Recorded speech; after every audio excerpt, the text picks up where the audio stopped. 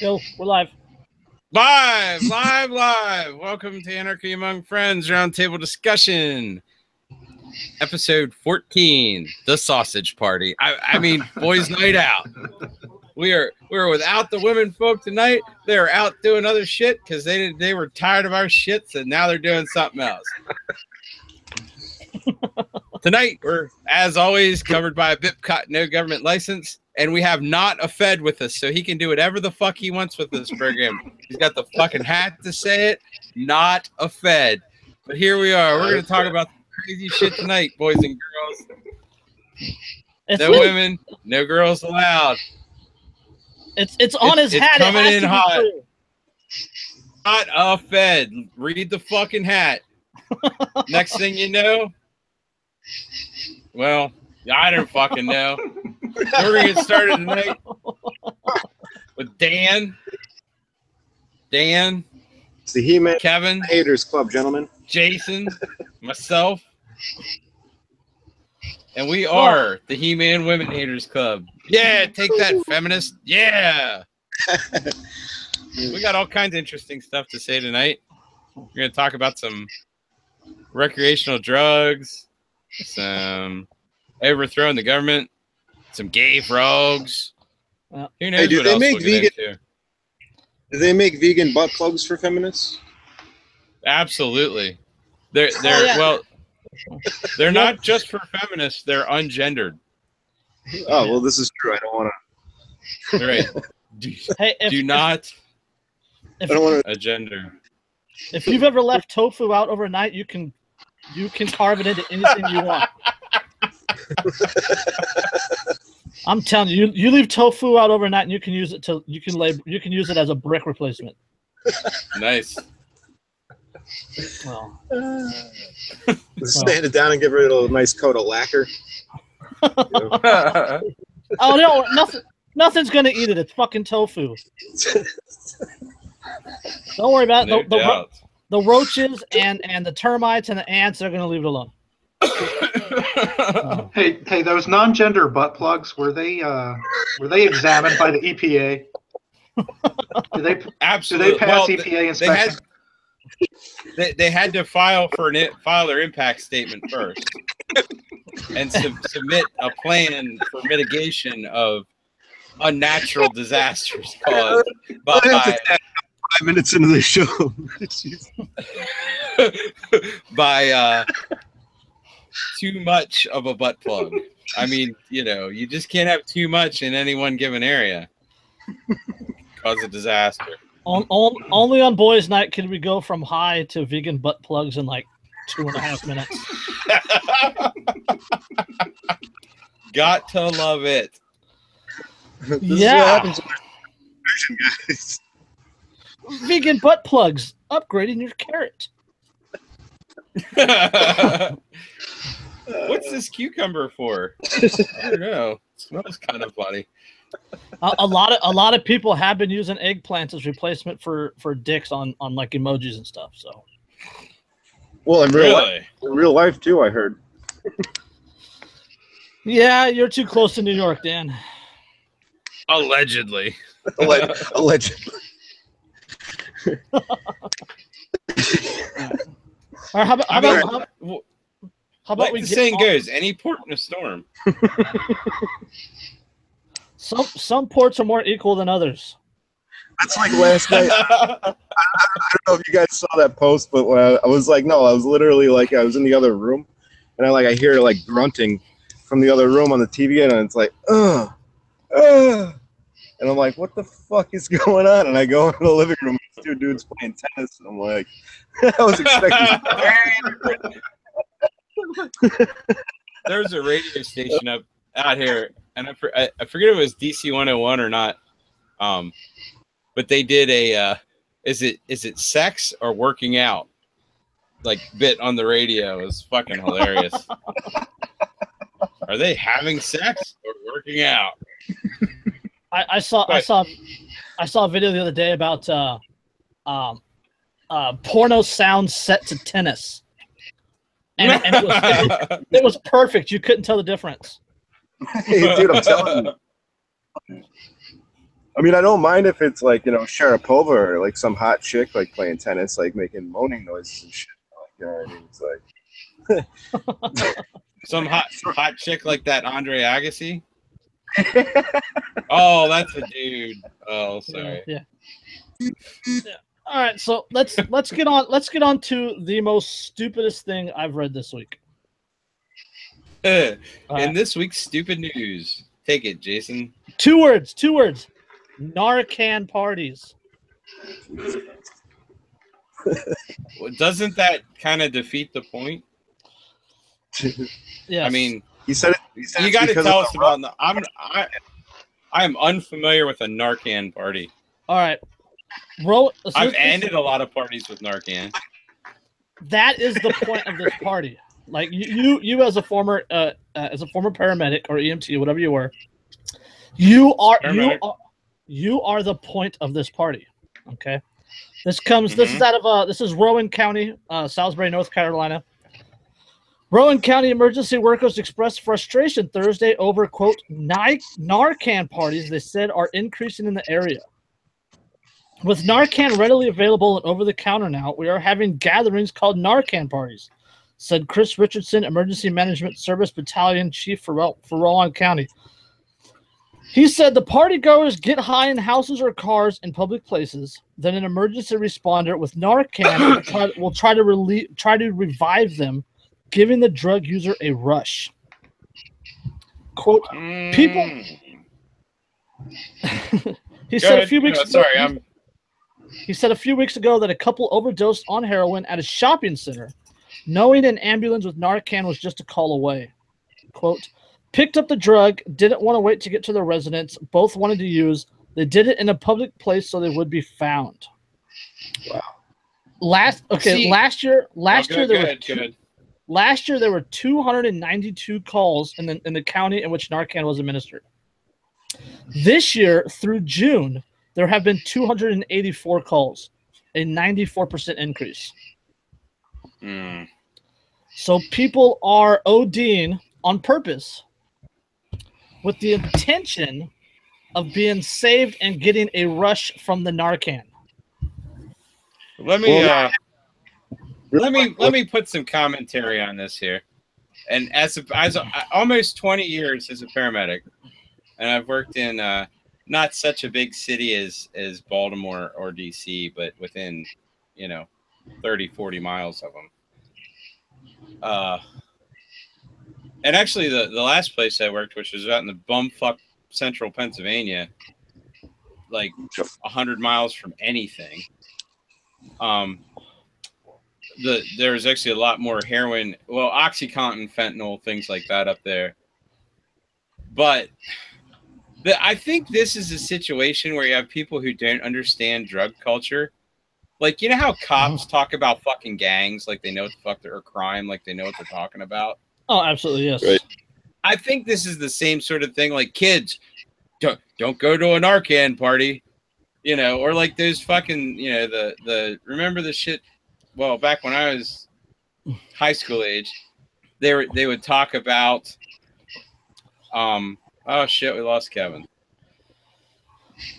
Talk about like the pill parties where everybody dumped their fucking pills into a bowl and just take fucking pills.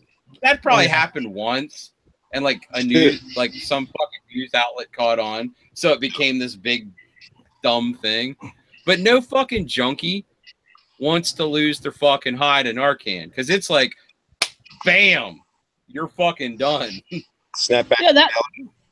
That was my initial thought too. But I can also throw them straight into withdrawals, if it's depending on the person. No, see, I was gonna say that it's almost like the Streisand effect. How where they say like, oh, don't look at this, or don't post this online, or don't do this, drug or whatever, and then people stigma attached to it. They're like intrigued by it, and they fucking do it. Or here's a fucking good analogy that I thought of while we were talking about this. It's very similar to corporatism, right? Like there's that safety net there. So it's like as long as people they can get away with it, they're gonna fucking go for the biggest high they can get. and then fucking, you know, somebody's gonna bail them out. Right. I mean, there's a certain measure of stupidity, because I mean, junkies of any sort, it doesn't matter what they're hooked on, lose something when it comes to getting their fix. And I shouldn't say addicts of any sort. You know, will lose their shit. I mean, you know how it is when you fucking wanted a drink. You know, lots of people know. You know, people who fucking overeat, people who gamble. It's all the same thing. That's the only thing on their fucking mind. Yep. And lose, you know, any good sense over it. So, you know, I don't think that like the intent is to be revived with Narcan, because usually it involves a trip to the hospital. But like me, I'm like fucking Narcan the fuck out of them. You want to go? I can't make you go to the hospital. They say I got to, but if you don't want to fucking go, you're a fucking grown ass person. I'm not making you go. Here's what I'd recommend: fucking run, because the cops are coming, or the cops are here. But that makes. I ain't gonna put my ass on the line getting between them and you in this situation, because you brought all this shit on yourself. But I will give you some friendly advice. So I mean, it's just, I guess that's another big problem that's going to be faced in Ancapistan, along with the, you know, the nukes on trailers. Yeah. You know, you know, a lot of these. I didn't hear you, Dan. No, I said don't front. You know, you like my Corvette. That's right. Priceless. I bought it with my my Bitcoin revenues, my Bitcoin games, and my my offshore betting and child porn ring. That's mostly, I think, where these like wealthy ANCAPs get their fucking money, is they've got like an alternate what's the fucking guy that the Clintons were involved with, the fucking pedo, Podesta, Podesta. You're breaking up, Dan. Who's that? I said, are you talking about Jeffrey Epstein or Podesta? Is that, which one had the plane? The guy with the plane. Epstein. And the island, yeah. like the fucking Petter-ass island. Oh yeah. What's his face? Like Jeffrey Epstein. I mean, I'm not gonna go out and go so far as to say that I think that the powers that be behind Liberty Hangout run a similar ring, and that a certain hip hop heavy metal rapper and maybe his houseboy, a beer rapper, are involved in this. I'm not going to insinuate that, because that just wouldn't be right. See now but you never know. Can you prove it's not true? That's all I'm asking. Oh, Mark. You're gonna get a song about you. That's all right. In Ancapistan, we can all throw fists, to quote that lyrical genius. No. See now the Narcan thing leads into another article that I found.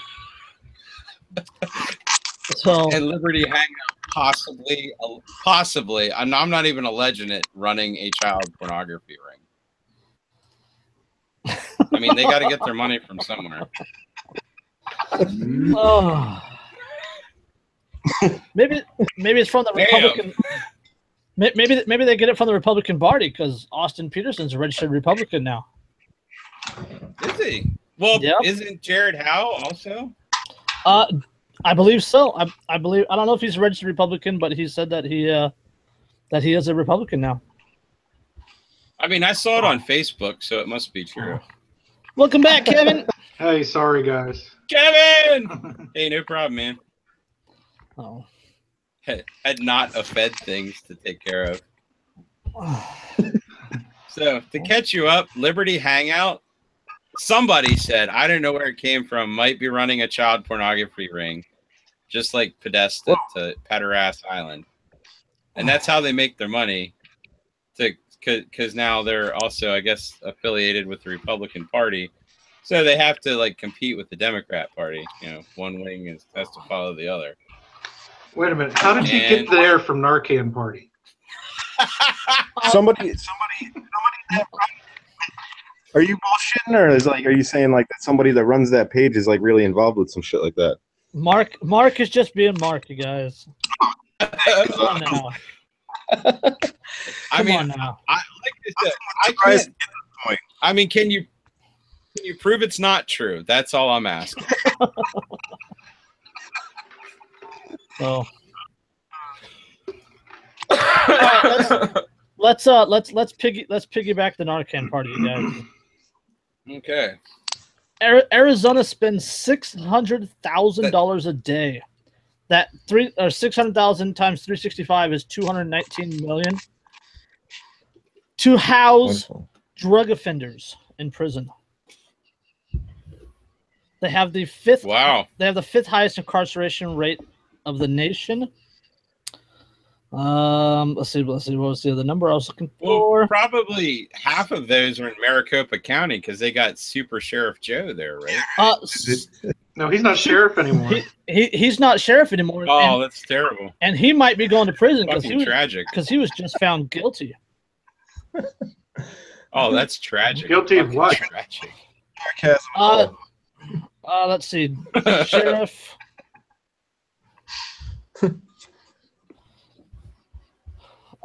He was okay. He's now reduced to begging for money. No, hashtag please donate.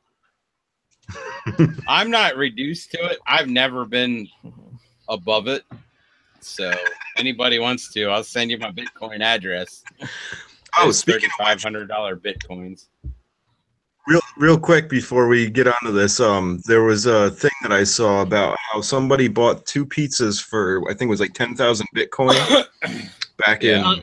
Yeah, that was that was like the original. They called it the pizza problem.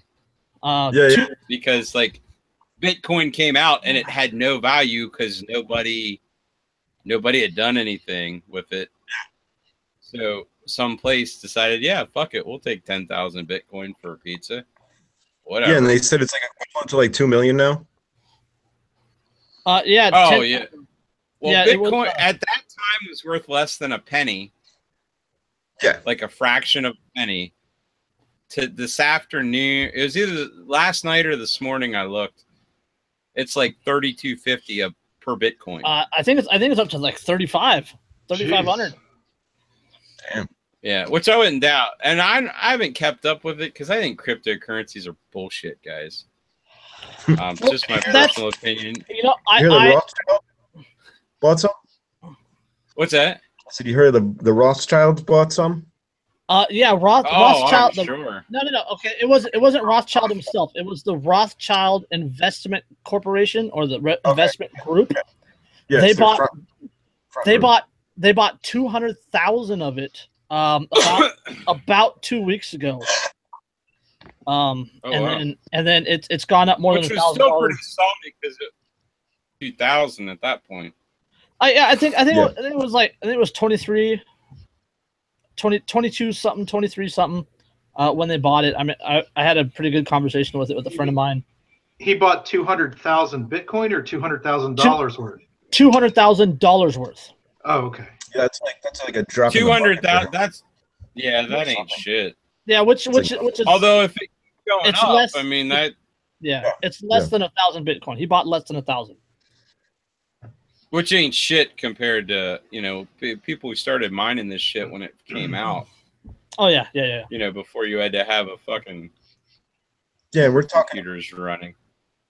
And we're talking about like the family that owns like more than half the world's wealth. You know what I mean? That's like right. Yeah. What's $200,000? That's like 42 seconds or something.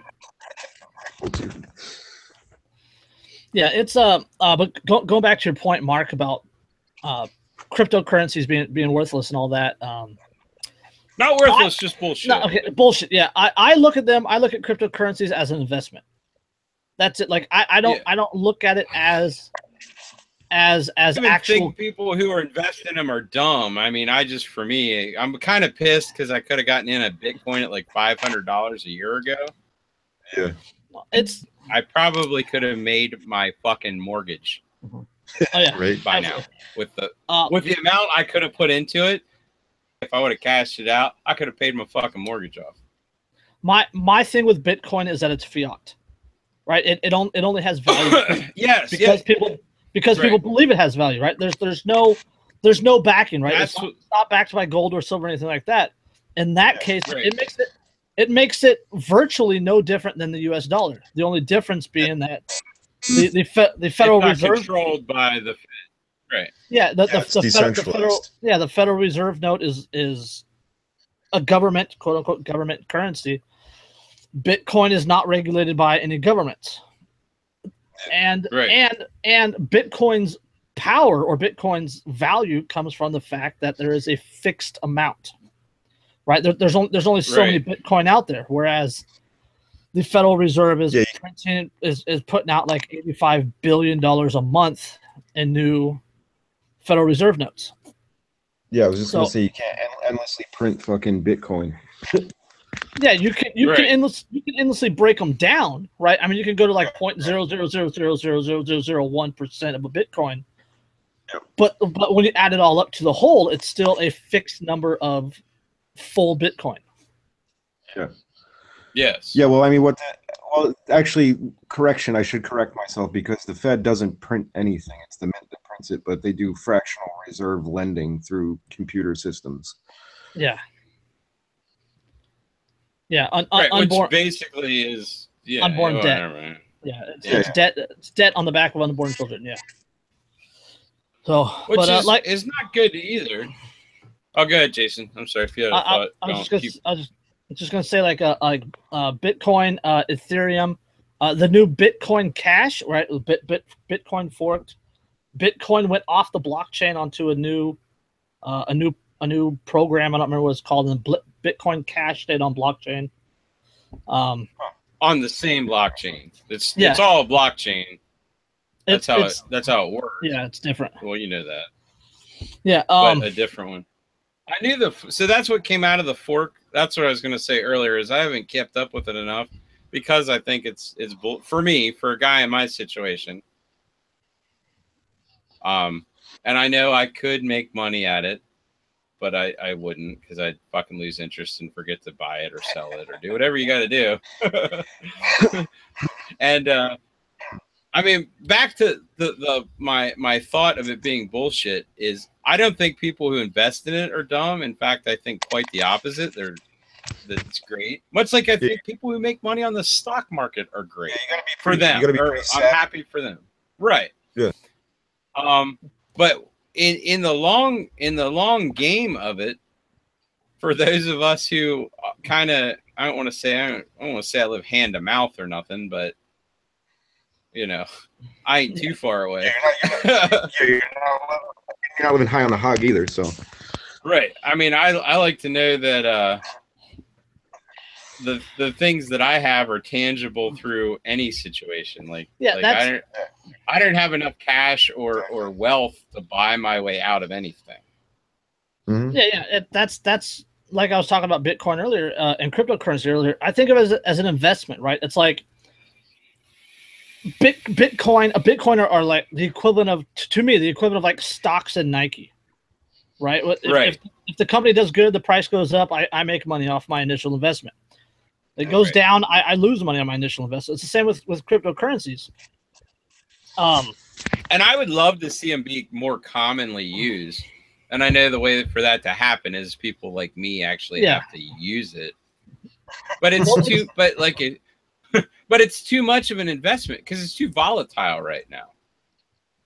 Well, I don't want to buy a pizza for 0.01 Bitcoin or go out and buy dinner for 0.01 Bitcoin and tomorrow that same 01 Bitcoin is worth 0.3 Bitcoin. Yeah. So that dude basically sold me a $250 pizza overnight. Yeah, that's why people from using it in commerce. Yeah. That's why I think of it as more of an investment, not a currency. Yeah. You know, because it's volatile, because it changes all the time. But then at some point, it's got to switch from an investment to a currency, or it's going to be fucking worthless. Well, what I'm saying? It's fiat. I mean, I guess it will when the last Bitcoin is mined.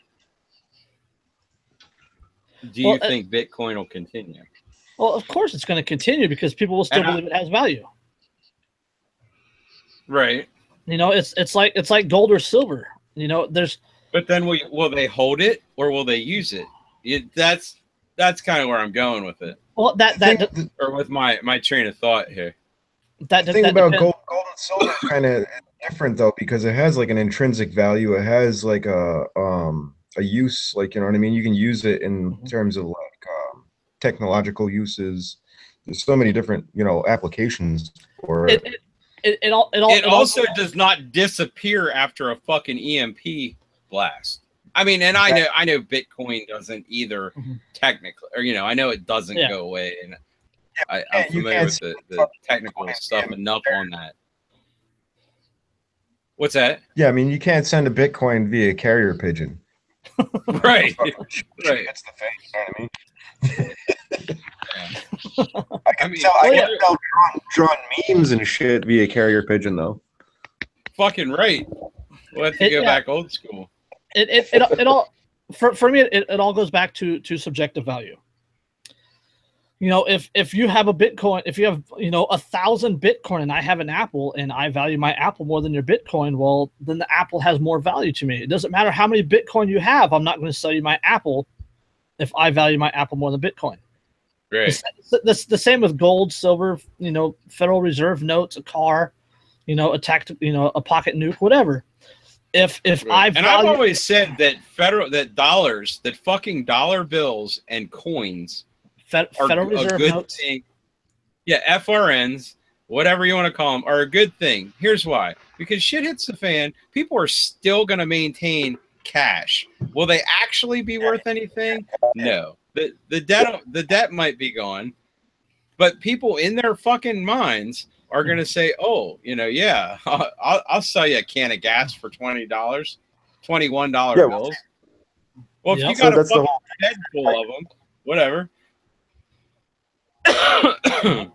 Absolutely, it goes back to subjective value again. I mean, if somebody values Federal Reserve notes more than they value that gallon of gas, or that apple, or that pig, or that horse, or that last people are so entrenched in that statist mindset that they think no matter what, the fucking government's going to come back, or it's just going to come back. Mm-hmm. And it may or may not. I don't know. I don't have a fucking magic 8-ball, but the units of currency, they it's a standardized, understandable thing for everybody. And everybody's bought into that whole belief that it actually holds value, and that's like it would carry over even if the system shit the bed, because it's like it's that mindset of like having that belief that actually does hold value isn't going to go away. You know what I mean? Absolutely, it's ingrained in people. Yeah, exactly. Well, that's the whole thing. The whole entire monetary system exists because of the fact that people, it exists. It's propped up by belief, just like government. Oh yeah, it makes people easy to control, also. Oh, no doubt. So. Unquestionably, somebody needs to move their phone away from their microphone. Whoever just vibrated. It's not me. My phone's off. Somebody got a message. Oh, it might be Dan, because you're on your phone, right, Dan? Yeah, it was a notification that popped up on my phone. Oh, okay. It's coming through really loud. Not that I'm crazy about audio. I was just pointing it out. Audio, just- audio It's Nazi obvious. 2.0. That's right. So, Yeah, hey, what is it about Bitcoin that that the government can't get a handle on it? I don't understand that piece of it. Because Well, they it's- technically can. yeah. Or go And ahead, Jason. You go first. They're trying to. They're trying to. Like the SEC is stepping up. There's a lawsuit right now with the Coinbase. Coinbase.com is in the middle of a lawsuit. The federal government is trying to get their information so that they can tax people who have Bitcoin, et cetera, et cetera. But the big thing about Bitcoin that the government is having trouble regulating it is that it was created outside of government. right. It's an online cryptocurrency, right? It's on the blockchain, which means that there's no centralized database, right? Like let me stop you for a second, Jason. Kevin, do you understand how the blockchain works generally? No. Or okay. Well, basically, it's you got it, Jason? I was going to step you back. Go ahead. So basically, what it is there's transactions of this Bitcoin, right? And I'm not an expert, but I kind of, from my basic understanding of it, is the way that new Bitcoins or any cryptocurrency, whatever unit or whatever name it's is, there's a transaction from one person to another. Well, that transaction has to be checked and verified by another computer. Right. And when they say mining Bitcoin, that basically you're running the numbers to check and verify that transaction. And that's recorded on what they call the blockchain. Okay. Each person who participates in this has their own unique address. Right. And it's not necessarily uniquely identifiable to a person without access to that person's computer or if they put their name to it. You know, basically if they associate their Bitcoin address with their name, someone can, or an address or whatever, a unique identifier, can go back and trace through all that, you know, forensically check all that shit. And they can track it down that way. In theory. Yeah, think of it like this. Okay, you know what central planning is. Yep. Right. So the idea that one unit, you know, for in this case, we'll say a bank or something like that, a bank can control what the bank has, right? And the bank records all the information, you know, that you draw from the ATM and he spends on Starbucks and he spends on coffee. Like all that information goes back to the bank, right? And the bank controls all that information. Whereas the blockchain, we're technically all the bank, right? So there's no central point where all this information is available because the information is available everywhere.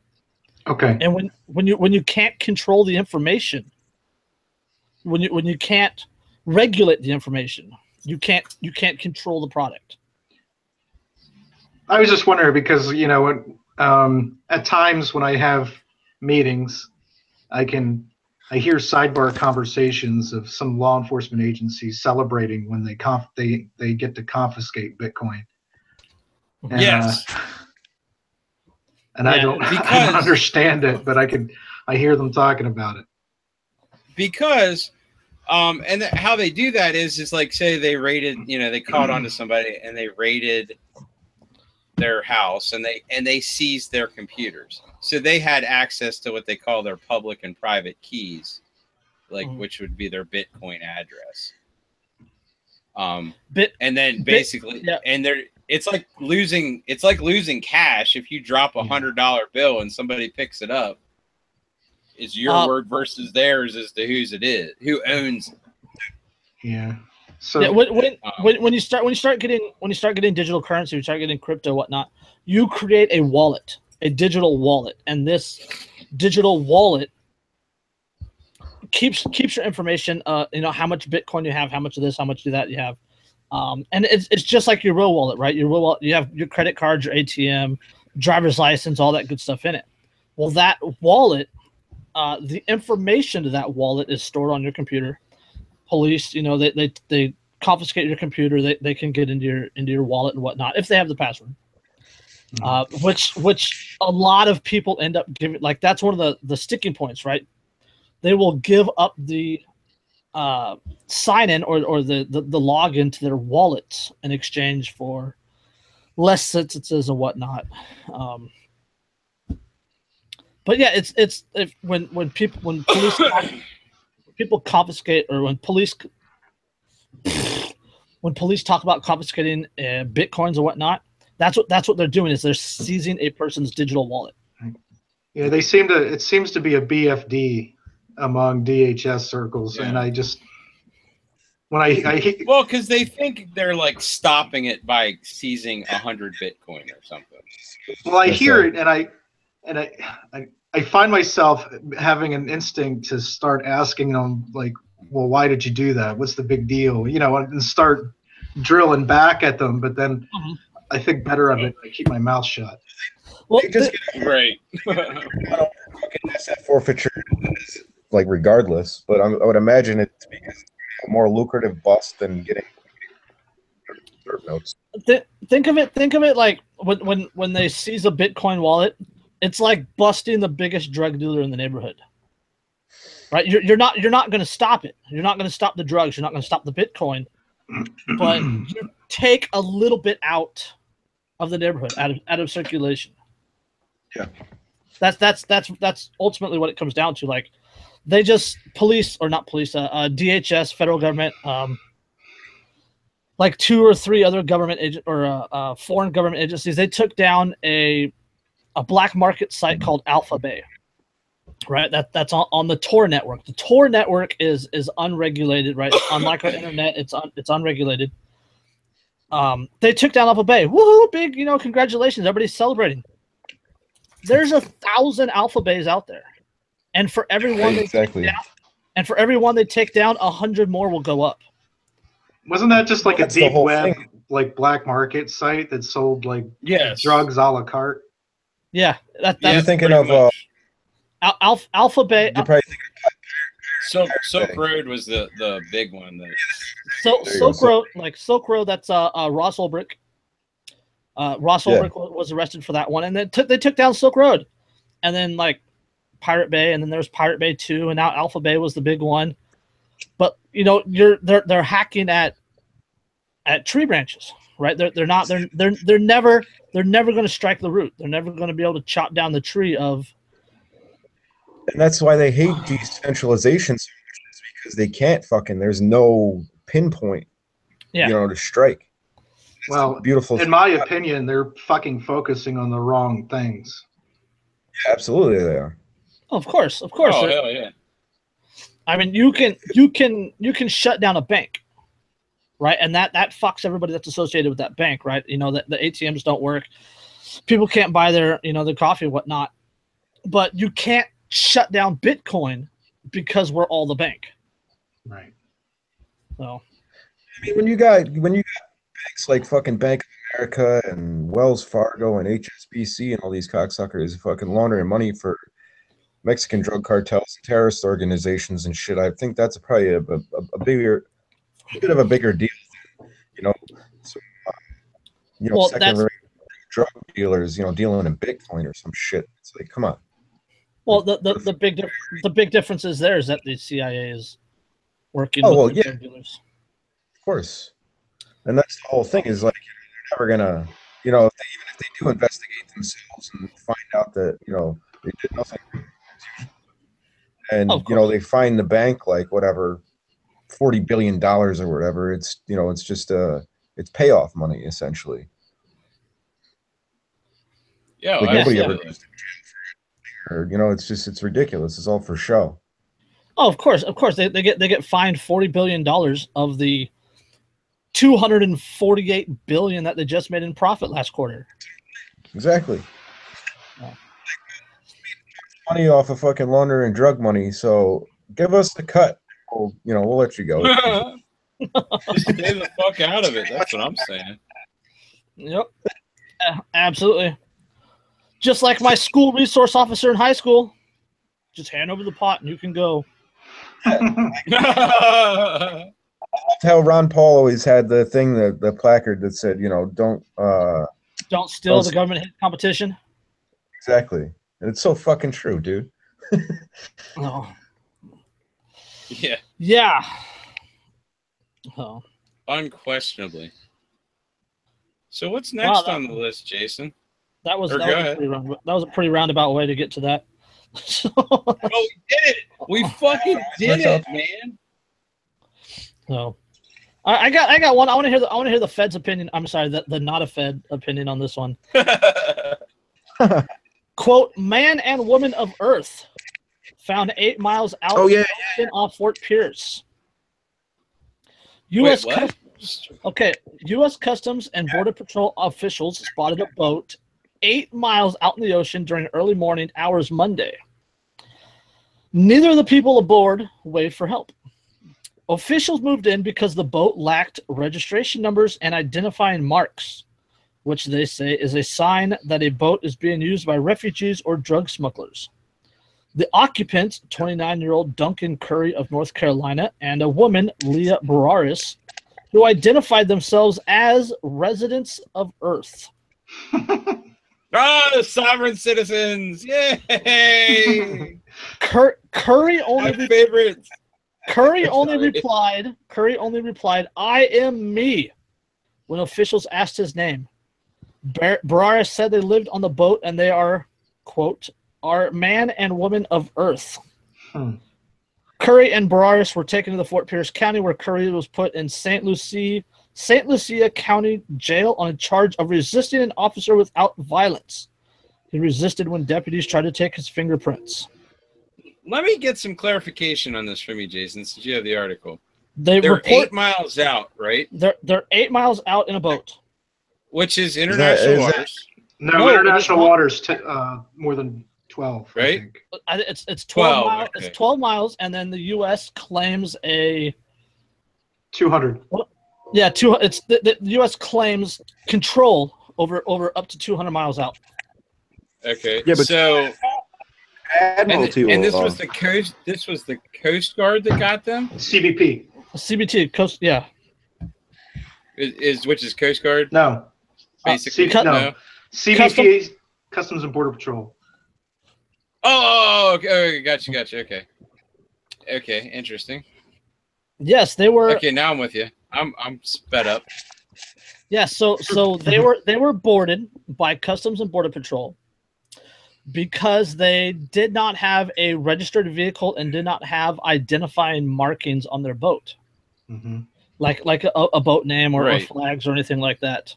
Right. There was no contraband found on the boat, but yet he was still charged with resisting an officer without violence because he didn't want to get fingerprinted. That's like the most ridiculous thing I've ever resisting without violence.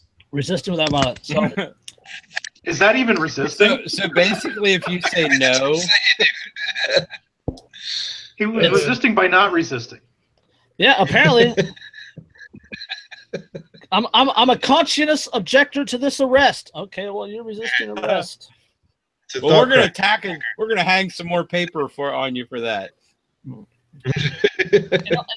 These people they didn't ask for help, right? They weren't in distress. There was nothing like that.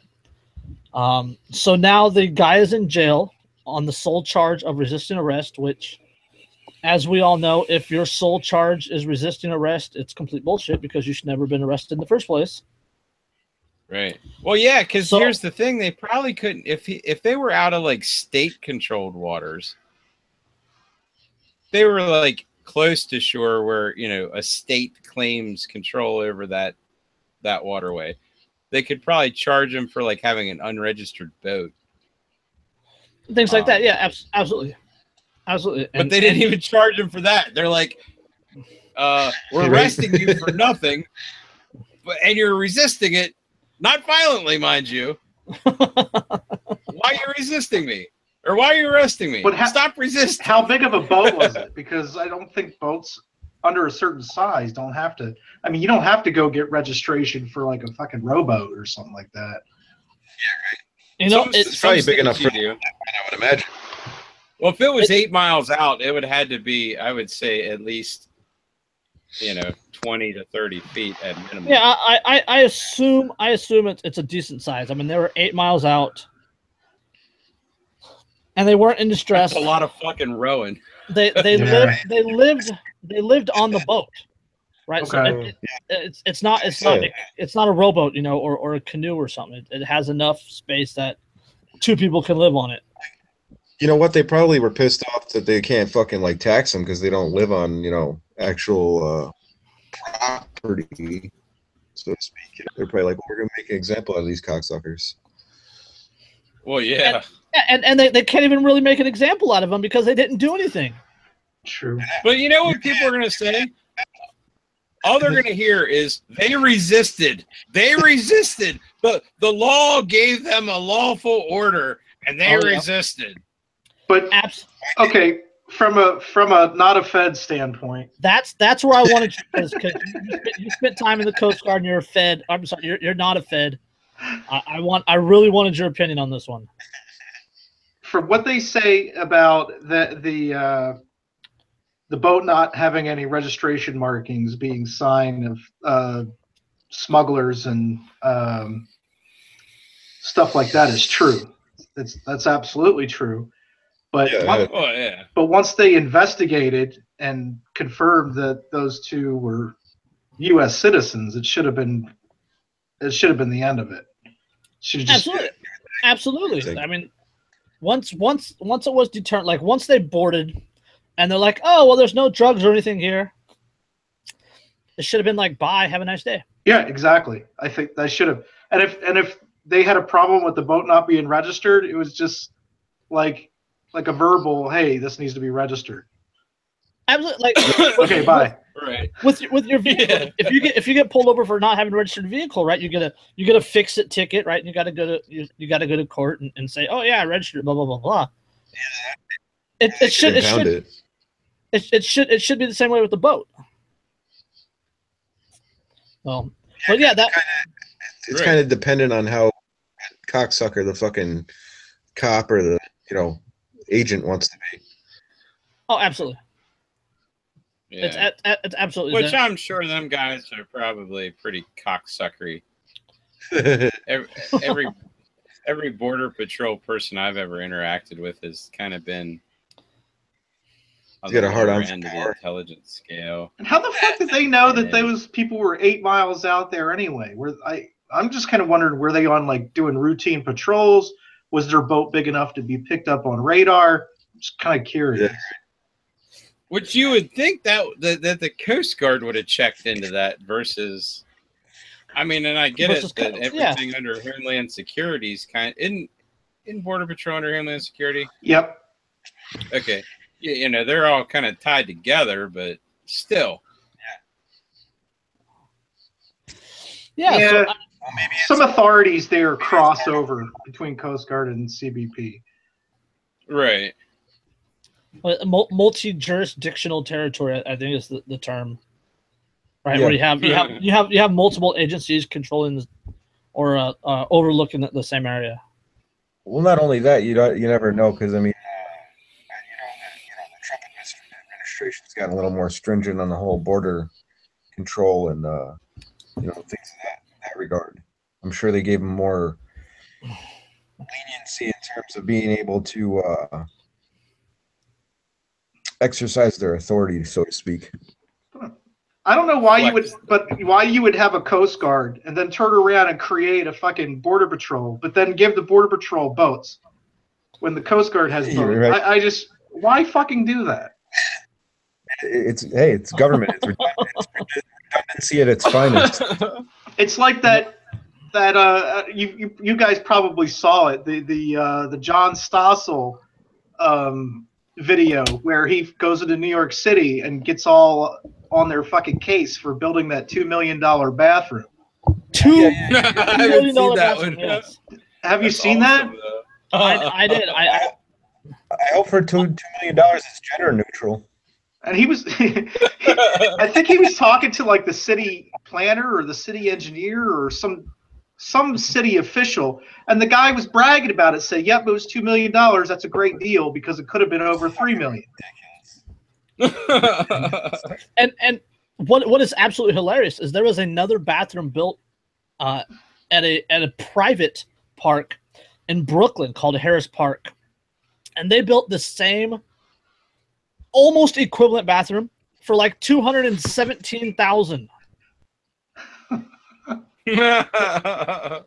But the city of when you think about when the city of New York builds one, it costs $2 million. Yeah. Well, yeah. Hey, I mean, it's New York. We're talking about how much of that money do you think that the politicians pocketed? They asked him, or John Stossel asked the guy about that, and he said, "Well, first of all, the city builds everything from scratch, and we use superior materials, and we pay what is it called? Market wages. Yeah, fair wages. I can't even wait. Prevailing wages. Yeah, that's it. That's something that the unions cooked up. right. It is. That's the Yeah, prevailing wage. That's basically Yeah. saying, yeah, we have to pay the and union actually guys. have made that into law, federal law that, Mhm. or I guess not just, or it's a federal law that states have to abide by, that they have to pay this prevailing wage, which is fucking insane. Like laborers, like like unskilled laborers on a lot of highway jobs that are prevailing wage jobs are making like $22 an hour to fucking lean on a shovel. I don't know for sure. Or flag traffic. But isn't prevailing wage, isn't it like minimum wage plus a certain percentage? So when like 68,000%. No, but seriously, so whenever minimum wage fucking goes up, the prevailing wage fucking goes up at the same time. That's what. Oh, I'm sure. I would imagine. Yeah.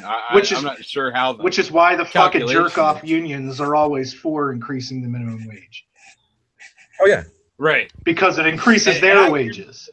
Right. Yep. And I mean, I'm all for increasing wages because my entire life I've worked non-union jobs that were also my that particular profession was also represented by unions. I've just never worked for one. And I've always had low pay and not, or comparatively. But at the same time, I knew my fucking job was based on my merit or my fucking abilities, not my fucking union dues, you know? Right. Yeah. See, that's a tough one when it comes to having an obligatory or compulsory fucking set minimum wage, because it's tough, because it's like, what are you going to set it at? You know what I mean? Is there a, if you're going to set it at 15, why don't you set it at 30? You know what I mean? It's like, where do you stop? And then like from there, it's like once you increase that minimum wage, the cost of goods goes up because it kind of ends up finding an equilibrium. Oh, and fucking then, right. And nobody gets that. Well, nobody that screams for increased minimum wage. It's like, or even people that fight against it, I don't think understand it, that they just fucking parrot it from their, whatever talking head they get it from. Well, they don't analytically break it down, you know what I mean? And it's like, it's a tough subject altogether, because there's so much. Right.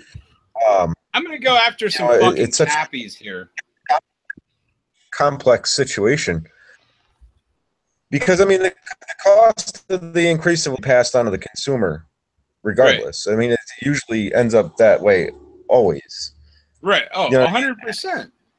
And that's fine, because it's the cost of doing business, Yeah. And, well, not only that, but corporations might be able to afford it, but can the small business guy afford it? And if, corporations are pushing for it, is it really a good thing? Because they know that it's going to drive small business out of competition. Yeah. I got an article I got to look at right now. I want to go after some fucking cappies here while we're on this subject. So we've established that the cost of labor goes up.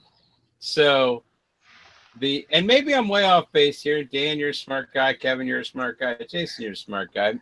Fucking tell me I'm wrong here. But what do we hear out of the fucking the alt-right archists that are screeching in a certain manner that is diagnosed in the DSM, which I'm not going to say, but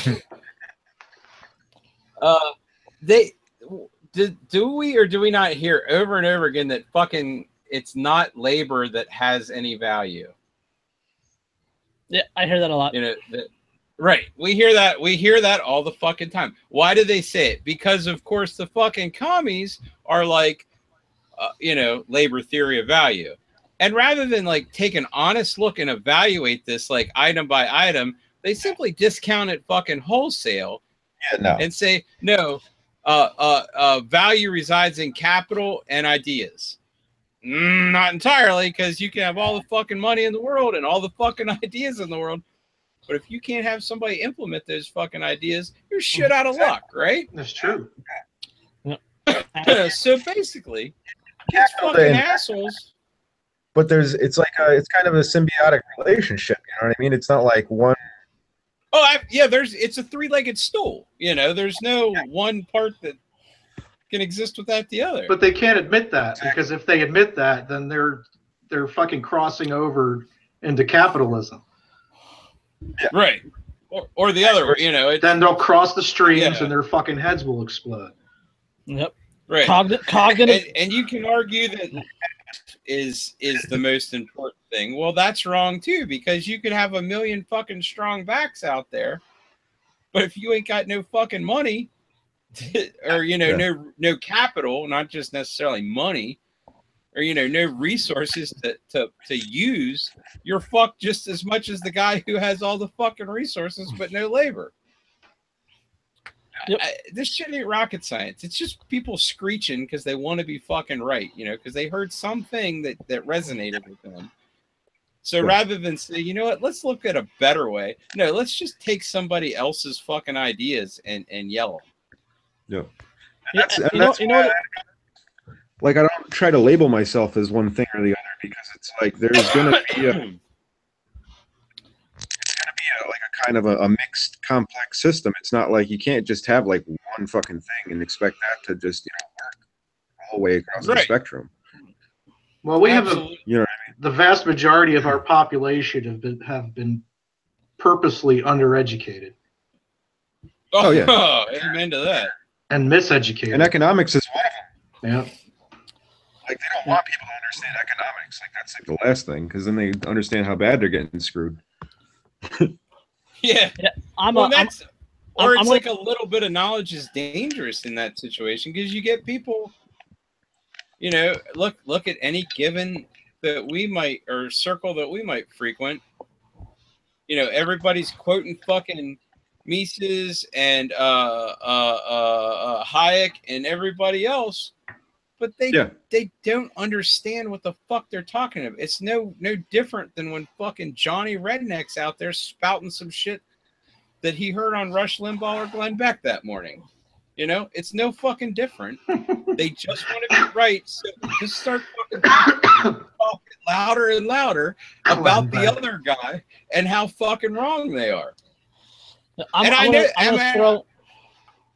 Go ahead, Jason. I was just going to say that I'm going to throw a link to a free PDF of Henry Hazlitt's Economics in One Lesson. I'm going to throw that in the show notes. Awesome. Hopefully somebody will read it. And I'm not saying Hayek or Mises or anybody are fucking wrong, or even Murray Rothbard. I've read them all. Conklin, out of their works, but to as an anarchist, you can't fucking. It's disingenuous to subscribe to one person's theory and fucking worship it like it's the one true way. Yep. No. Do what you want.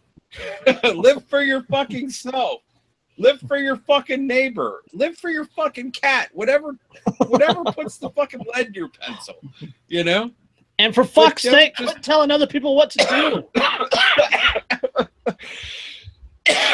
Yeah. Yep. Kind of like why I agree with Carl Hess a lot, because he was like more of a Anarchism without like, hyphens. even though he worked in the gold Without hyphens. It's like, yeah, he was more of a center path kind of guy, you know what I mean? It's like he understood that, like, Right. You're gonna have to work with your neighbor in order to, make shit work out as well. You know what I mean? You can't just be like, fuck everybody. I'm just gonna do my own thing. No, you're wrong. That's collectivism, and that's how communism happens. Dan, you know that. And that's the frogs turn gay, unless you buy my water filters. So yeah, no. Always go back to the gay frogs. Absolutely. Oh. We get to. I get dead frog mileage like you would not believe. And everywhere, kid.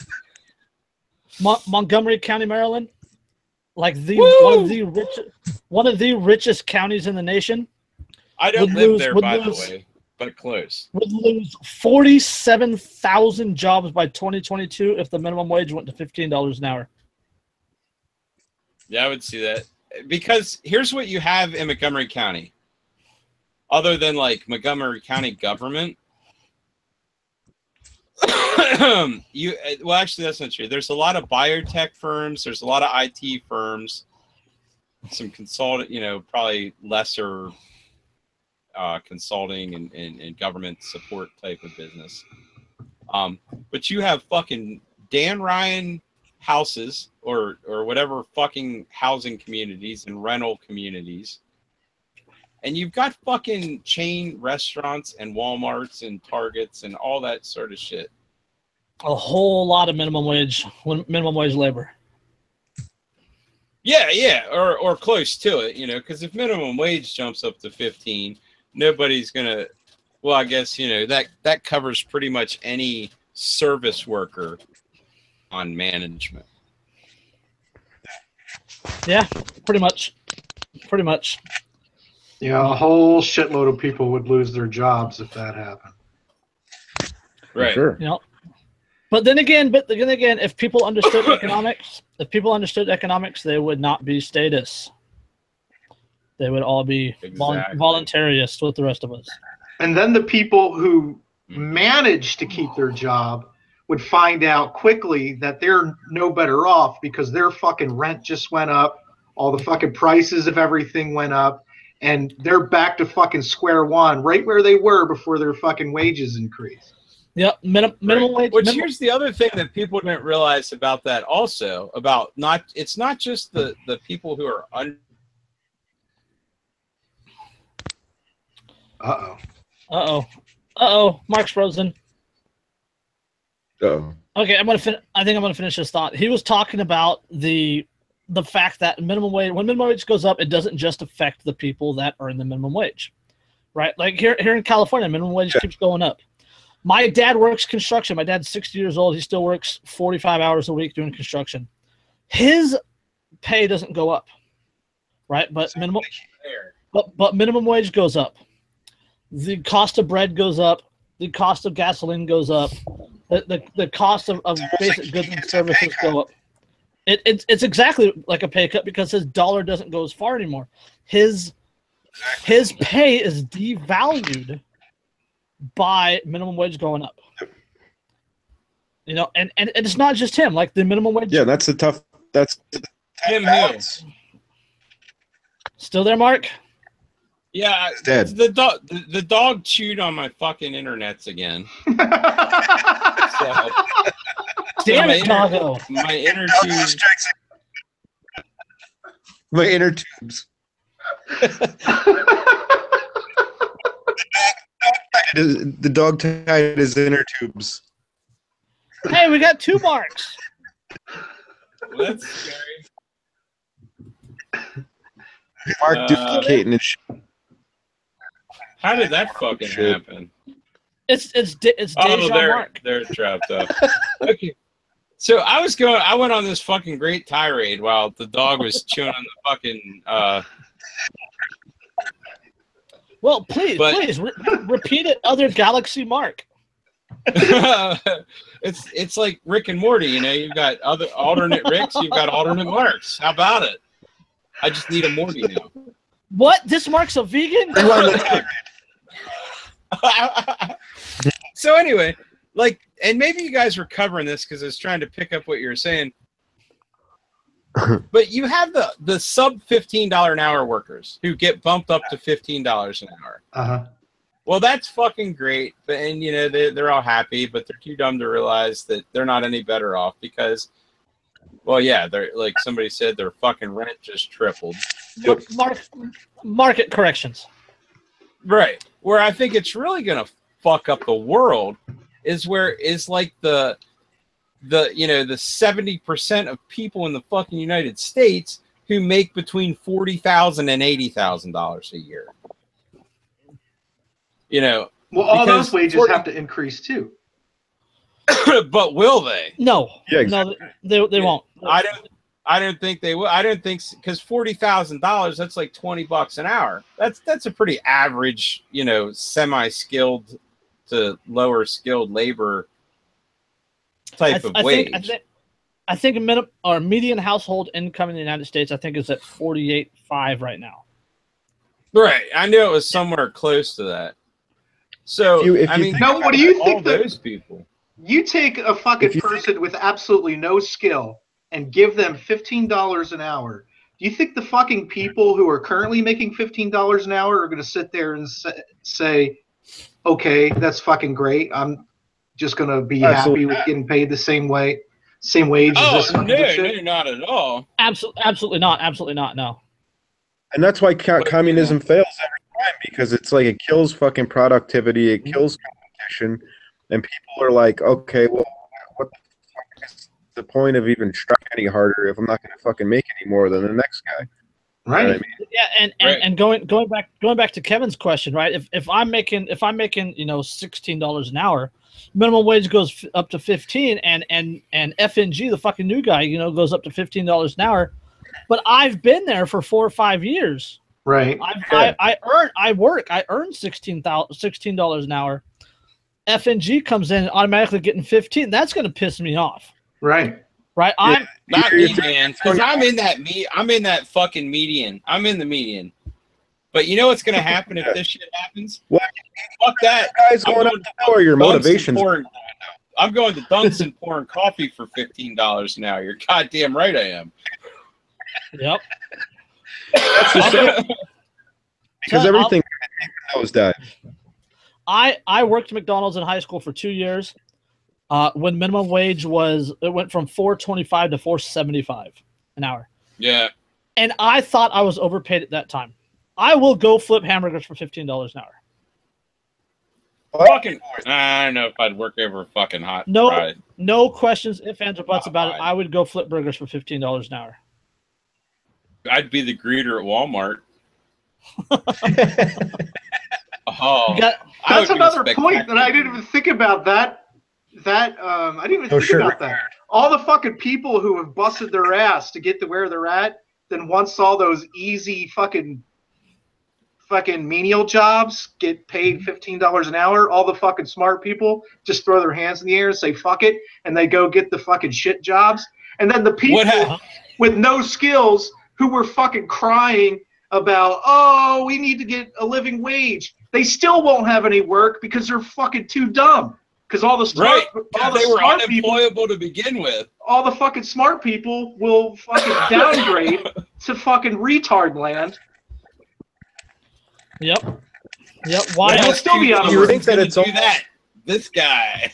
Almost like the unintended consequences of the whole thing feed into the liberal agenda of destroying the middle class. Oh, of course, and you start destroying the middle class, number one, and you start having all these skillless people, right? Taking up on welfare and complaining they don't have this and that, and then that ramps up the discussion of this fucking universal basic income. Yeah, well, that's the whole. Well, let me tell you something. fucking wrecking ball through the Cloward and Piven method of overloading the fucking water system. Yep. Cloward Piven, look it up. I know Cloward Piven. I figured you would. You're a smart man. Yep. Well, I think old man Mark, you're about to drop some knowledge. Well, yeah. I mean, here's the thing of it. There is no good goddamn reason why anybody over the age of like 25 cannot manage to get a job that pays them a living wage. Maybe not in the area that they're fucking originally from, but you hear all these fucking people crying about this, that, and the other. Well, I could walk into any fucking employment agency within 100 miles of Washington, D.C. or Baltimore and be making $12 to $15 an hour with not a fucking skill one other than getting my ass up and going to fucking work every day. Look, I can't fucking stand that term living wage, because basically to me what it says is I'm going to fucking figure out what lifestyle I like to live and then demand that my employer fucking pay me to maintain that lifestyle. Exactly. Absolutely. Good idea, Ken. Good idea, Ken. We should all go in tomorrow. We should all go in tomorrow and demand $5,000 an hour at our part-time jobs that work 12 hours a week. $5,000 an hour. And that would be Tuesday, Wednesday, Thursday from like 10 in the morning till 2 in the afternoon. You know, it's not your employer's fucking fault that you can't keep your fucking dick in your pants or your fucking legs closed, and then you plop out fucking 73 kids. You know, that's on you. Why should your employer have to fucking pay for your fucked up situation? You did it, not them. Right. Absolutely. The not only that, what incentive is there to learn new skills and try and better your situation by, you know, getting maybe a better job or whatever the case might be, if, you know, you're going to get paid a quote unquote living wage at a fucking low end job, you know what I mean? And it's like the whole collapse in 2008 that kind of killed all the high end, high paying, you know, decent jobs, kind of exacerbated the whole entire fucking situation. That's why we are at the point we are at now, where people are, you know, crying about, oh, well, I need fucking, you know, a living wage for this low end shitty, be like, you know, a starting point, and then I'm supposed to work my way up from that instead of just settling for that. You know what I mean? Yeah, I honestly like I have this recurring idea that we live in what I call an instant gratification society. Right. You want to watch a movie? You want to watch a movie, right? You got YouTube, you got Redbox, you got like 14 different places that you can download movies. Exactly. You're a frequenter there, right? Or you're hungry. You're hungry, right? You're hungry. We got fast food. We got microwave. We got toaster oven. I mean, there's 1,000 different ways that are easier and faster than, you know, like cutting up the chicken and cutting up the carrots and all that good stuff and actually cooking it. And you're not fucking supposed to make an entry-level job a fucking career. Absolutely. You're supposed to move up. My point. Absolutely. Exactly. When you raise the minimum wage, you are removing the young, the undereducated, and the people that are just starting out in the market. Like you are removing those people from the employment pool every time you raise the minimum wage. Because nobody realistically nobody is honestly going to pay $15 an hour for a person to say, "Would you like fries with that?" Sorry. Or fuck up your goddamn hamburger. It's gonna allow for employers to discriminate and be more stringent in terms of hire. Also, you know what I mean. Whereas, like, you know, if it wasn't such a high wage, they'd you know, give more opportunity to a larger pool of people, so to speak. There are somebody who can't understand. You know, I would like a fucking hamburger with ketchup, mustard, pickles, and onions. Well, also, I mean, I'm fucking sorry. $2 an hour. You should get beat in the head with a fucking tack hammer. Even Or some of locked the in a people, fucking cage. even some of the people that we consider poor these days live better than fucking kings did. Yes. Whatever. Yes. 500 years. Absolutely. If Even some of these people we consider poor today live better than this fucking guy. I mean, Right? And it's like I work 60 hours a week for my fucking palace. Yeah. there are If I could rake in $40,000 a year worth of social safety net, and for like playing Xbox, I'd be cool with it. And I mean, I wouldn't be cool with it. I mean, I say I'd be cool with it. I wouldn't be. no. I know you. You would take the 40,000 and then go work for $10 an hour under the table.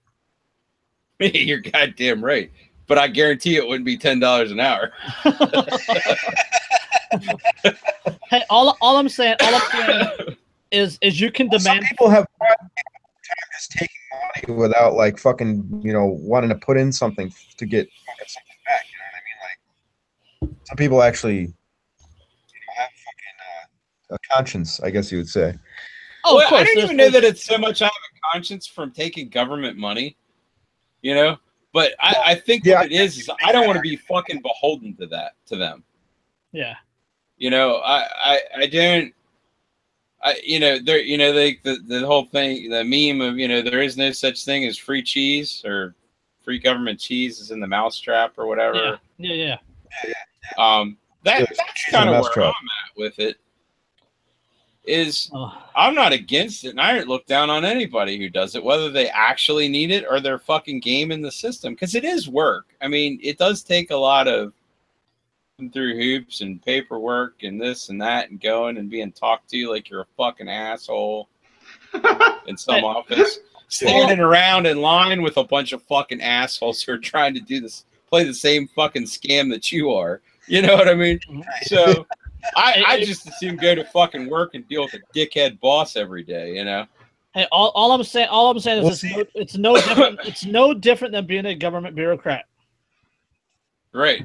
And I take much larger issue with corporate welfare than I do public welfare, because the public welfare is a drop in the fucking comparison to corporate welfare.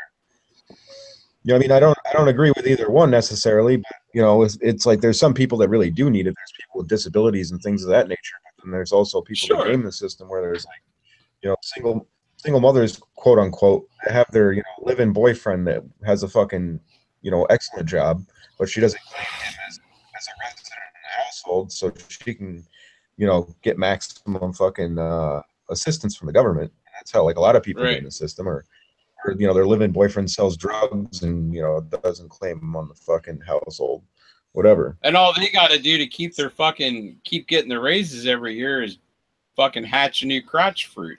Exactly. That's what I Oh my god, that one is going in my repertoire right now. Crotch fruit.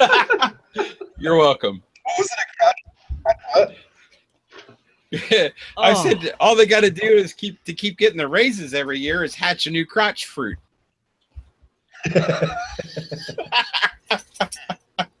one's a winner. That one's a winner.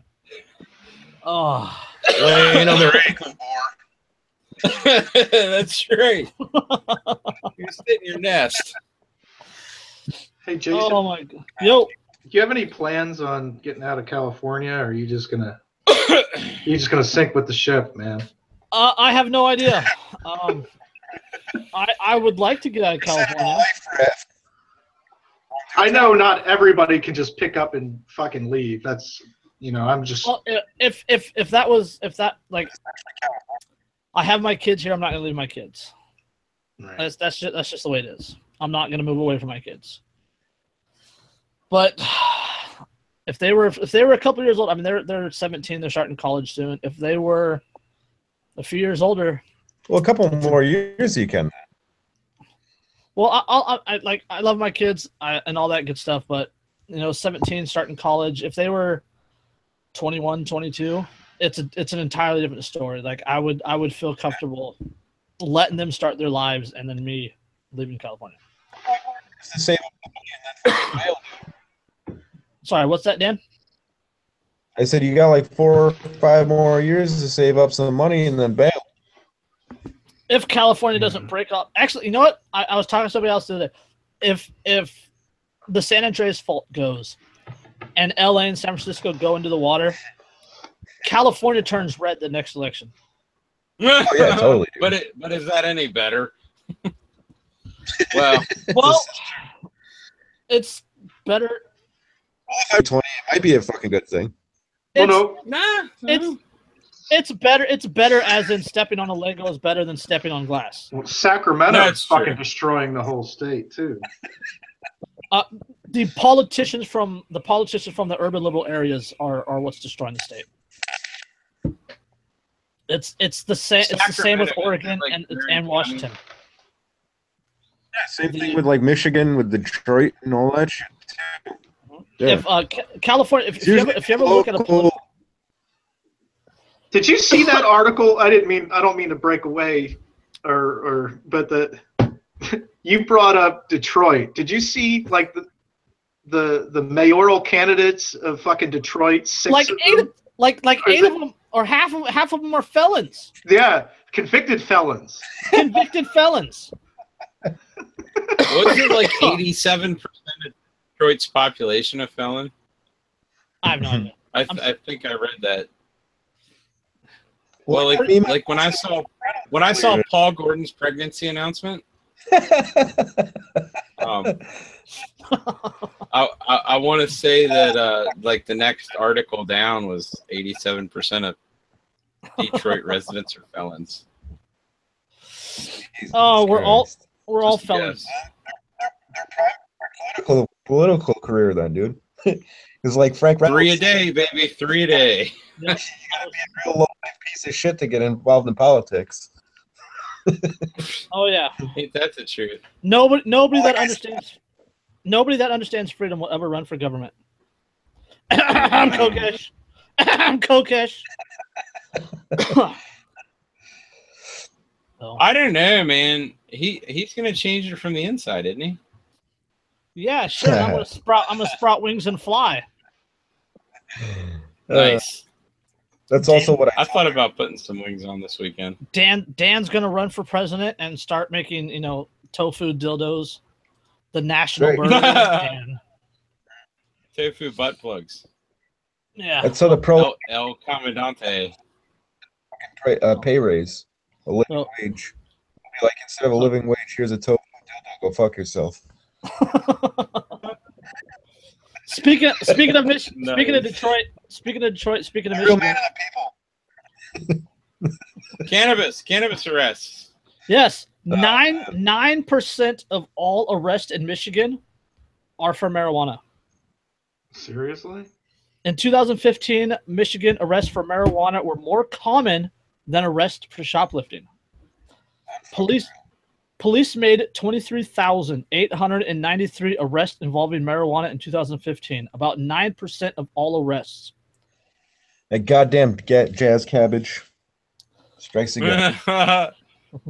Next thing you know, all them jazz musicians will be snatching up the white women. Fuck. Oh, those Again? bastards. At least they got style, Speaking bro. of jazz musicians, where's Brother John? We need him on here tonight. Let's see. That's sad. We were even on. Well, we weren't on early, were we? Nope, we weren't because Dan had to finish watching Game of Thrones. It wasn't me. I told you that. Gay throws. Okay. What? Is that like a frog reference? Okay, between 2008 and 2015, total arrest in Michigan dropped 17% from 307,818 to 256,305, even as the number of marijuana arrests went up. The result, marijuana arrests are now a bigger percentage of all arrests. It's that damn devil's lettuce. I'm telling you, dude. I mean, epidemic. Not even once. Yeah. Not even once. Not even once. Exactly. I injected a marijuana once, and I ended up. You shoot the pots, it's all downhill from there. That's Next right. thing you know, you're going to be a masturbator and a fornicator. Oh And yeah, then I went that's off. it. Yep. I went off. I went off and murdered like 2 pizzas, and like 4 beers. Like George Carlin said, he doesn't. You know, the government doesn't want people that are going to get high and fucking be capable of critical thinking, sitting around, dinner table talking about how bad the system, fucked them and threw them overboard 30 years ago, and doesn't give a fuck about them anymore. You know what I mean? And like George Clinton said, "Funk you, Dr. Funkenstein." Damn right. Funk something like that. So how about from one dumb city to another? From Detroit to Chicago. Road trip, brother. City slaps fines on businesses for putting signs on windows without permits. Son of a bitch. And that's in Chicago. Yeah, Chicago. Fridays from one hellhole to the other. A number of neighborhood small business owners are complaining that the city is overzealously policing sign permits, saying they've had to pay thousands of dollars in fines for words painted on their shop windows. I wonder what they used to do back in like the 1940s. The bastard. It sounds like Chicago has a fucking revenue problem. Let's see. Well, yeah, because they've looked up north a little bit at fucking Detroit, and they're like, "Whoa, we better catch this shit right now." Quote the fucking reserve. We're in free fall. Quote, it just seems unfair to get a permit for every window panel. That's from Scott Tooth, the owner of Kraft Pizza. Tooth, who has been ticketed 4 times, hired a lawyer and appeared in court twice about the matter. He has decided to remove the signs in all 4 windows and pay a $1,000 fine that had been reduced with the help of his lawyer. Tooth had a paid contractor to paint boiled bagels, the hours of a pizza by the slice daily promotion, pastries, and sparrowed coffee in a window. Tooth got a ticket for that window panel as well as 3 others that featured the restaurant's logo. Come on, Tooth, just pay your. The cost. Okay, here. This is the real robbery. Like this is the real robbery right here.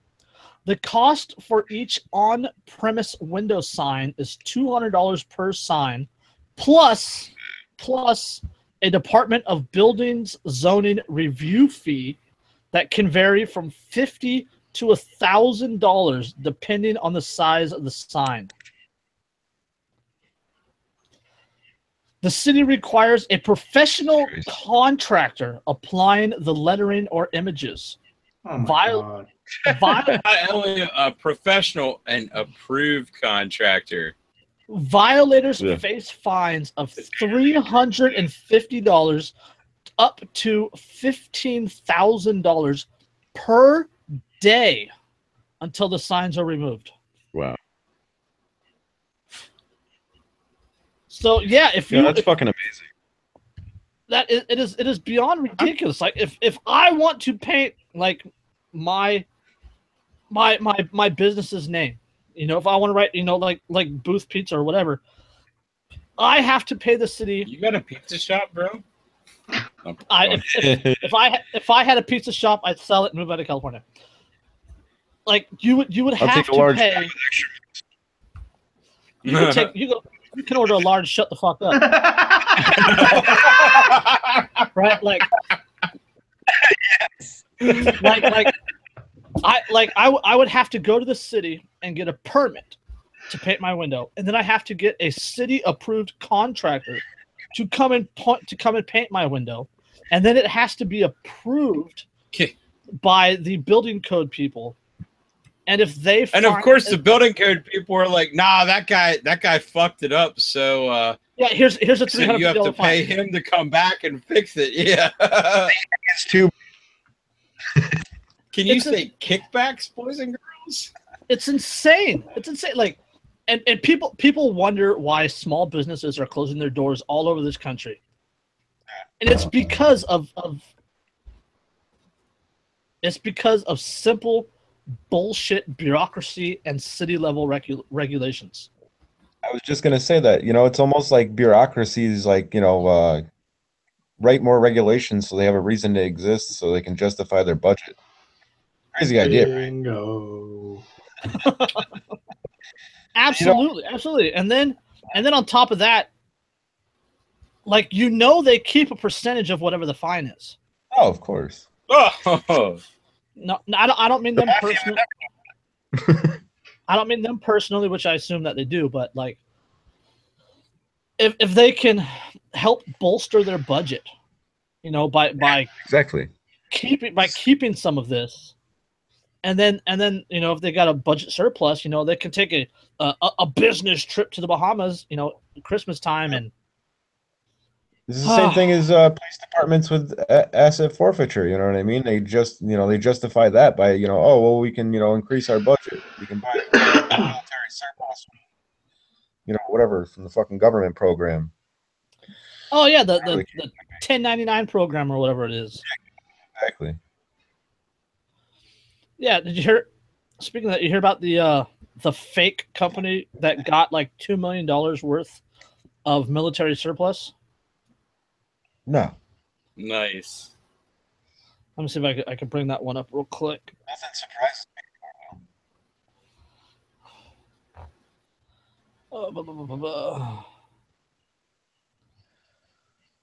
Let's see. Oh, it's a fake police company.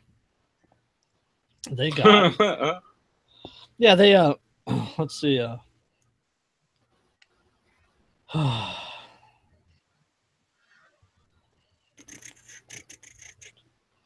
okay, the fake federal agency was created by the Government Accountability Office to test safeguards.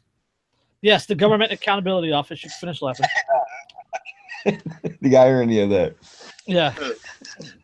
That's some real SEAL Team 6 shit right there.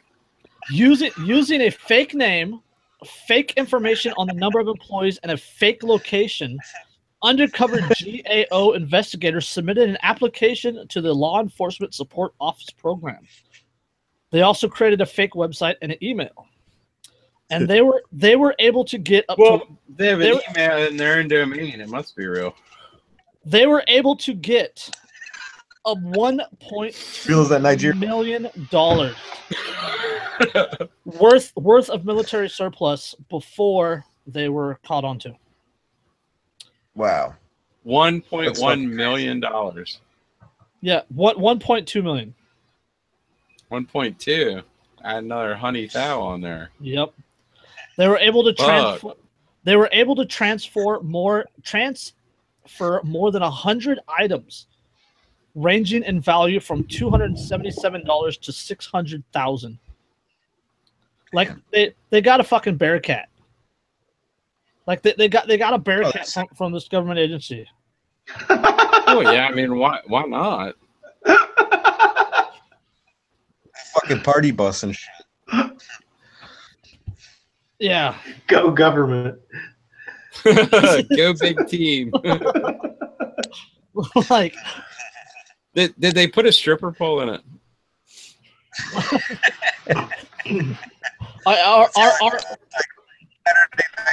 our dance floors and shit. yeah. The MRAP needs a brass support rail. Vertically. A vertical brass support rail. Vertical structural support. Yeah, there you go. Up armored.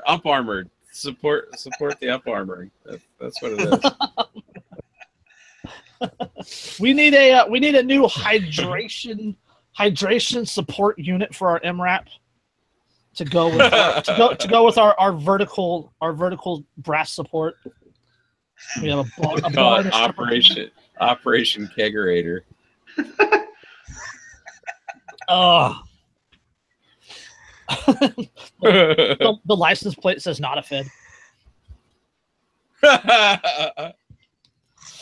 Oh my goodness. Before we wanted to touch on that subject. We were going to talk about how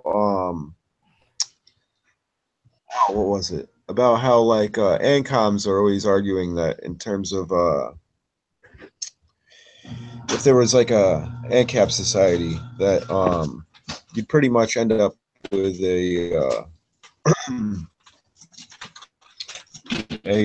fascist system. And I argue that because it's like corporations only by extension of government. We were going to explain the difference between corporatism and capitalism.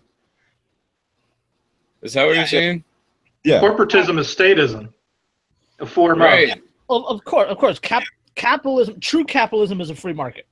Corporatism is what we have now. It is large corporations buying politicians to pass favorable legislation, right? Corporatism restricts and prevents market competition, right? Like the reason that Walmart exists is because of corporatism. It's because of favorable legislation. It's because of tax breaks. It is because there is no free market alternative. It's the absolute antithesis of a free market because there's no ability for market forces to be applied to regulate the system natural, organic way. Yeah, a perfect example is Tesla. Tesla has no dealerships, right? Like they sell to the consumers. Yeah. Well, most states, I know for New Jersey, for example, this was recently in the news. Tesla wanted to sell vehicles in New Jersey. Well, New Jersey requires you to have like a physical storefront and all that other stuff in their state in order to sell vehicles. Yeah. So Tesla is unable to sell their vehicles in New Jersey because New Jersey law prevents sales directly to the consumer. Which makes about... I'm going to be honest with you. Go ahead. Good. Sorry. I was going to say it makes about as much sense as tits on a bull. Well, yeah. I mean, here's the thing. The homeboy a lot of that shit on himself. Oh, Elon, he is the poster boy for corporate welfare. Right. Yeah. Because and they are riding that tit like you would not believe. Yeah, without government backing, Elon Musk would just be a guy on the internet going, aliens. Oh. Oh, what to believe. Yeah. So, here's another fucked up situation. Speaking of auto manufacturers and fucked up situations, do you guys follow the Elios? Have you seen those? The Elio Motors cars? It's a little 3-wheeled operation, 2-seater. Okay, I know. I know what you're talking about, yeah. They've been touting these things for a couple years, and this dude designed it, and it runs off like, 38cc lawnmower engine or something, and gets like 190,000 miles to the gallon. And the cool thing about them though is they're supposed to retail for like $6,500. Your shit. Yeah. And they did all sorts of shit, like where if you like pre-ordered one and put down like $2,000, you would be guaranteed a spot, one off the original production run or whatever. And they bought this big plant, I think in Louisiana, one of the old GM plants, the pre-bailout GM plants that shut down. Well, these cocksuckers they keep pushing this date back for these cars. It almost makes me wonder, is it just bullshit that they made up? Or is somebody starting to sabotage this? Because you have a car that's coming out and they're incredibly safe. They've made it like 5-star crash ratings and, honestly, I think they were in the high 70s fuel mileage. But basically it's a fucking street legal go-kart, you know. Yeah, right. Yeah. But two-seater, and you know, it's cool because you sit front the, you know, one behind the other, like a fucking jet plane or some shit. You know, but think of that. We were talking about what's that? It's like the Jetsons. Yeah, pretty much. But think about that. We're talking about minimum wage and things like that. You can get a brand new fucking car. Say a young person, you know, just out of high school or whatever, can get a fucking reliable automobile that gets double the gas mileage of like even the most efficient conventional gas engine. Mm-hmm. For $6,500 a year. You could finance that shit and pay it off in a fucking year. Yeah, absolutely, absolutely. I mean, it wouldn't take much for. I mean, you could realistically afford it on the minimum wage. You know, paying, you know, $100 a month or $150 a month or whatever it is, and pay it off very, very, very fast. Yeah, fuck yeah, but, that's 5 years. You know, you get a 5-year note at $100 a month. Mm-hmm. See, the thing fucking gasoline. The thing that fucks me up is that like people argue that right, they're like, well, if the state didn't exist and capitalism was reign, you know, free, and you know the Amazon would be stripped down to fucking bare nothing. You know, the oceans would end up acidified, and you know, just the absolute worst case scenarios, right? And I always argue, well, those things are happening now under government protection of the fucking corporations that only fucking, you know, exist as an extension of government through paperwork that are limited liability that don't face any fucking penalty for their wrongdoing. Whereas in a free market, would exist to drive those companies out of business that do fucking corrupt practices. They wouldn't have any incentive to do corrupt practices like that because of the fact that, you know, you're not going to want to run your business or the environment into the ground if it doesn't benefit your, you know, business in any way, shape, or form. And if you have the possibility of facing fucking prosecutions without any government backing, you're not going to fucking want to do that shit to begin with. You know what I mean? So it's like there's so many beneficial aspects of having a free market system where, you know, people actually have to fucking pay for their actions as opposed to a system like communism that can't provide, you know, basic food and necessities for the fucking general, you know, public, with, or that, you know, pretty much favors you know, the monopoly of fucking existing, you know, which, you know, also kind of favors corruption and, you know, unfavorable business practices. So it's like really free market is like, you know, the middle of the road and the right path when you think about it, because it kind of it regulates itself, you know, through market, really the best option out of all of it. Oh, absolutely. To quote Derek J. Freeman, go look up Derek J. Freeman's Victimless Crime Spree on YouTube. Derek J. Freeman has this quote where he says that if Starbucks was dropping bombs, I wouldn't shop there. Right? If in a true free market, the market rewards responsibility. Right? We have the option to vote with our wallet. You know, if pizza place A is using like tainted goods or whatever else and has bad health and the bathrooms are dirty, well, you don't go to pizza place A, you go to pizza place B because they have clean bathrooms, you know, and they use better ingredients and whatnot. With the federal government, we have no option, right? The government is comply or die. So yeah, exactly. Right. You don't have an option. No, it's the same with and people are always going to reward people that do fucking, like, you know, upstanding work and they can invest into the quality of their products and services. You know what I mean? It's just absolutely. It's win-win situation. Vote with your wallet, right? I mean that's what free market ultimately means is voting with your wallet. And if there's no option that appeals to you, create your own. Somebody will create one. You know? Well, Or you can create one yourself. Yeah. So I found out a little bit more information about this Elio Motors. Currently, and this is last week that this came out, the 7/19, so 2 weeks ago at this point.